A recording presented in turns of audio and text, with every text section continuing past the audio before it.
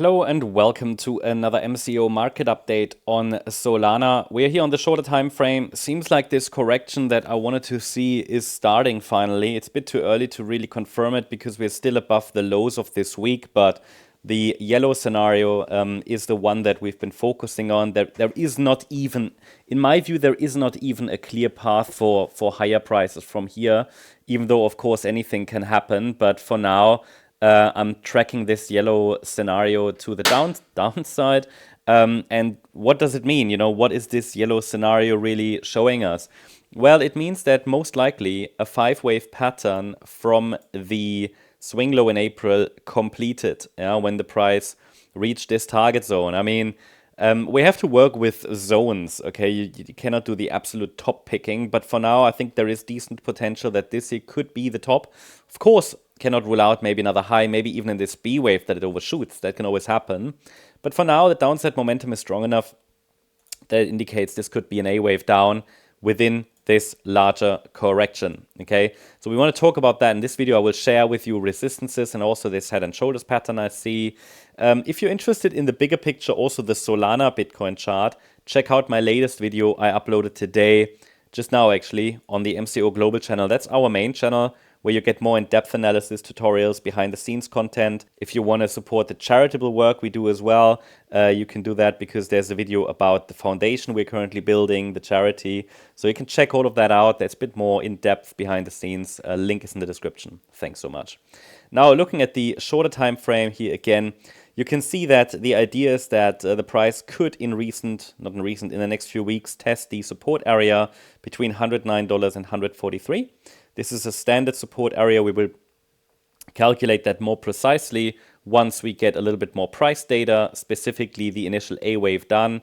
Then we can calculate the target for B. When we have the B wave, we calculate the target for wave C. Overall, however, there are only 4 levels to watch really, so it should react to one of these ideally. And my view is, I explained that yesterday, that there's a good chance that we're going to reach and test the area here between the 38.2 retracement and the 50% retracement between $132 and $143. Looking at the shorter time frame, then zooming in, you can see that there is a head and shoulders pattern that might be developing. Now, I'm not a huge fan of these, but when they align with Elliott wave, they are worth mentioning. So we have here this, I mean, it doesn't need to hold a form a higher right shoulder, but standard would be this, yeah. You have the left shoulder, you have the head, you have the right shoulder. And then maybe this can act as a neckline here around $166, and break below could accelerate the downward momentum. That's the idea. Now, at the moment, this seems to be the initial A wave down. So what is resistance for the B wave? I can only give you standard resistance, and this is likely going to move while the price is still going lower.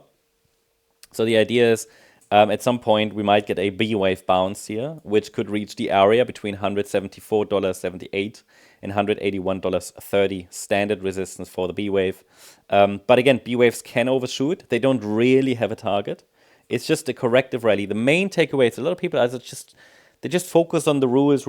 I mean, yeah, the rules are important, but they just have.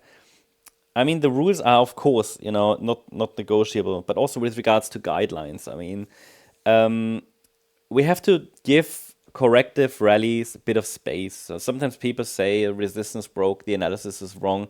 It couldn't be further from the truth, because we know that B waves don't really have targets. So B waves can even overshoot, okay? So as long as it's a corrective rally, the next bounce, and it doesn't change the trend, which might now start to go down, I see it as a B wave. So it could even reach one more high at $191, but this is the initial standard resistance area. Sometimes I like to add the 88.7 retracement as well, so $183. But again, at the moment, I don't want to focus too much on that one because the A wave might still be unfolding, so we will have to adjust it with the price as we go lower.